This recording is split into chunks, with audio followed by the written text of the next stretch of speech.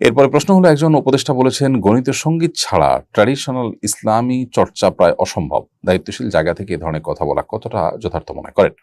এই উপদেষ্টাকে আপনি জিজ্ঞেস করুন যে নবী করিম সাল্লাল্লাহু আলাইহি সাল্লামের থুতু ফেলা থেকে নিয়ে তার ওয়াশরুমের ভিতরে পরিচ্ছন্নতা হওয়া থেকে নিয়ে একেবারে একান্ত ব্যক্তিগত মুহূর্তের কাজগুলো তিনি কোনটা কিভাবে করেছেন তার বিস্তারিত বিশদ বর্ণনা যেখানে হাদিসে চলে এসেছে, সেখানে নবী করিম সাল্লাল্লাহু আলাইহি সাল্লাম তার ইসলাম চর্চার মধ্যে তথাকথিত এই গণিত এবং তথাকথিত এই সঙ্গীতের কি চর্চা তিনি করেছেন এটা জানা দরকার।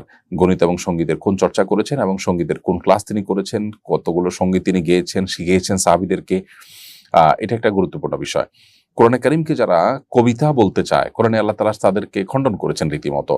কোরআনে কারিমে আল্লাহ তাআলার অনেক আয়াত আছে যে আয়াতগুলোর মধ্যে ছন্দের তাল আছে, কিন্তু সেটার জন্য তারা আপনার এই সঙ্গীত চর্চা করা কিংবা সঙ্গীত শেখার কাজটা এটা করেছেন বা করতে বলেছেন এরকম কোনো বড় আদৌ পাওয়া যায় কিনা? যদি না পাওয়া যায়, নাই অবশ্যই। অতএব সেক্ষেত্রে তারা কি ইসলাম চর্চা করেন নাই? অতএব এটা মূর্খতা সুলভ একটি মন্তব্য এবং ইসলাম সম্পর্কে সঠিক পড়াশোনা না থেকে বিভ্রান্তিমূলক পড়াশোনা থাকার কারণে যা হয় এক্ষেত্রে তাই হয়েছে। আমরা তার হেদায়েত কামনা করছি। আল্লাহ তাআলা তাকে আমাদের সবাইকে সঠিক পথের দিশা দান করুন। এরপর প্রশ্ন হলো, আমার এক বন্ধু ও তার কন্যা প্রবাসে আছেন। কন্যাকে সেখানে বিয়ে দেওয়া হবে, দুজন সাক্ষী উপস্থিত থাকবে। তারা চাইছেন আমি যেন দেশ থেকে ভিডিও করে তাদের বিবাহ পড়াই, এতে বিয়ে হবে কিনা?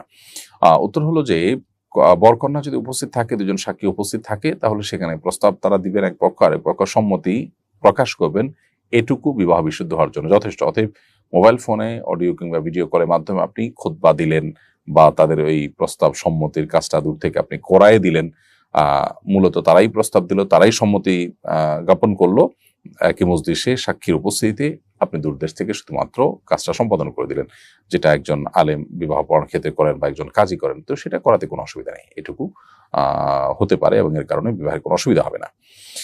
এরপরে প্রশ্ন হলো, ছেলে মেয়ের মধ্যে প্রেমের সম্পর্ক থাকার সময় মেয়ে মেসেজে লিখেছে তোমার সাথে জান্নাতে যেতে চাই কসম করে বলছি, এটি কি সত্যিকারের কসম হয়ে গেছে? হয়ে গেলে এখন করণীয় কি? দেখুন, যেই কসম ভবিষ্যতে কোনো কাজ করার ক্ষেত্রে হয় যে আমি এই কাজটা করবো আল্লাহর কসম, এরকম যদি হয় তাহলে সেক্ষেত্রে সেই শপথ রক্ষা করা আবশ্যক। যদি কেউ রক্ষা না করেন তাহলে সেক্ষেত্রে ভঙ্গ করলে তাকে কাফারা দিতে হবে। আর এখানে যে শপথ আমরা দেখতে পাচ্ছি যে তোমার সাথে জান্নাতে যেতে চাই কসম করে বলছি, এটা ভবিষ্যতে আমি এই কাজটা করব এরকম কোনো কাজ করবার শপথ নেই, বরং এটা একটা আকাঙ্ক্ষা আছে তার ভেতরে, সেইটা তিনি কসম করে বলছেন।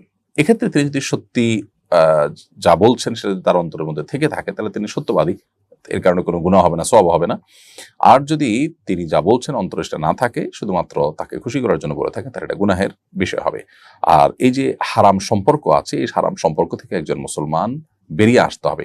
এই হারাম সম্পর্কের মধ্যে একজন মুসলিম থাকতে পারে না, তিনি আল্লাহর ভয়ে এই জায়গা থেকে সরে আসা উচিত এবং তওবা করা উচিত। সেই জায়গা থেকে আমরা তাদেরকে অনুরোধ করবো তারা যেন গুনাহের এই জায়গা থেকে সরে আসেন। এরপর প্রশ্ন হলো, জাতিসংঘের সাধারণ পরিষদের অধিবেশন অনুষ্ঠিত হলো, এখান থেকে ফিলিস্তিন ইস্যুতে কোনো আশার বাণী কি শুনতে পেয়েছেন আপনি? দেখুন, এই জাতীয় যত আনুষ্ঠানিকতা আছে এই সমস্ত আনুষ্ঠানিকতাগুলোতে ফিলিস্তিন ইস্যুতে নানা সময় নানা কথা হয়, নানা ভূমিকা রাখা হয়, কিন্তু তার কোনোটি আসলে ফিলিস্তিনি মানুষের মুক্তির পথকে ত্বরান্বিত করেনি। অতএব এখান থেকেও খুব বেশি আশান্বিত হওয়ার মতো কিছু নেই। তবে কিছু ঘটনা এখানে ঘটেছে, যে ঘটনাগুলো কিছুটা হলেও আমাদেরকে স্বস্তি দেয়, কিছুটা হলেও আমাদেরকে আনন্দ দেয়। তোমাদের থেকে একটা হলো যে আমরা লক্ষ্য করেছি সেখানে এই জালিম যে অপশক্তি আছে, এই জালিমদের যে নেতা, তার বক্তব্যের সময় বিশ্ব নেতারা বেশিরভাগই বা উল্লেখযোগ্য অংশ হল থেকে বেরিয়ে গেছেন। এটা দেখার মতো একটা দৃশ্য ছিল, কিন্তু এত নির্লজ্জ এরা যে এরপরও তাদের না বোধোদয় হয়, না তাদের নিজেদের রিয়ালাইজ হয় যে এত মানুষ তাদেরকে ঘৃণা করছে এবং এতটা ধিকৃত তারা, তারপরও তাদের জুলুম তারা অব্যাহত গতিতে চালিয়ে যাচ্ছে এবং তারা স্বাভাবিক জীবনে নিজেরাও ফিরতে আসলে চাচ্ছে না।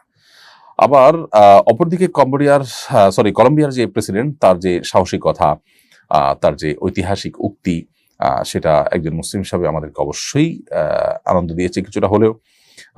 তিনি এই ইসরায়েলি এই অভিশপ্ত এই অপশক্তির যে কর্মকাণ্ড সেটাকে নাৎসি বাহিনীর সাথে তিনি তুলনা করেছেন এবং গাজা রক্ষায় এসে রাষ্ট্রগুলোকে সেনাবাহিনী গঠনের প্রস্তাব দিয়েছেন। তার বক্তব্য দিয়ে আসার সময় ব্রাজিলের প্রেসিডেন্ট তাকে জড়িয়ে ধরে মাথায় চুমু খেয়েছেন। এটাও বেশ সুন্দর এবং দেখার মতো একটা দৃশ্য ছিল। যাই হোক, এগুলো আমাদের খুবই সাময়িক আনন্দের কারণ হয়, কিন্তু আসলে গাজাবাসীর বা ফিলিস্তিনের মানুষের কষ্ট দূর করার ক্ষেত্রে এগুলোর তেমন কোনো ভূমিকা, কার্যকর ভূমিকা সেরকম একটা আমরা দেখি না কখনো। আল্লাহ রাব্বুল আলামিন অবস্থার পরিবর্তন ঘটান, আমাদেরকে আল্লাহ তাআলা ক্ষমা করুন, আমাদের সক্ষমতা দান করুন, আমাদের ঈমান এবং বিবেককে আল্লাহ তাআলা জাগিয়ে দিন এবং আল্লাহ তাআলা এই অপশক্তির ধ্বংসকে আমাদের দেখে যাওয়ার তৌফিক দান করুন।